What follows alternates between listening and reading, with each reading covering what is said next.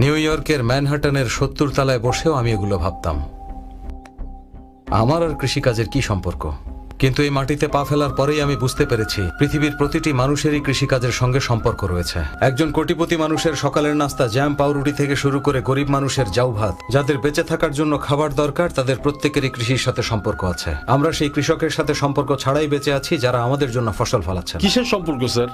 কৃষক কৃষকের কাজ করছে, আমরা আমাদের। এর অর্থ কি আমরা আর কৃষক এক স্যার? কৃষক আর আমরা টাকার জন্যই তো কাজ করি স্যার। টাকা? হাহ। আপনারা বেতন না পেলে তখন কি করবেন? জমানো টাকা থেকে খরচ করব। যদি আপনাদের 6 মাস বেতন না দেয় তখন কি হবে? এই চাকরি ছেড়ে দিয়ে আরেকটা চাকরি খুঁজবো। কৃষকরা যদি তাই ভাবে তখন কি হবে?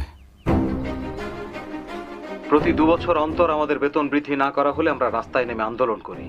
কিন্তু কৃষকরা তার ফলানো ফসল থেকে বছরের পর বছর লাভের মুখ না দেখলেও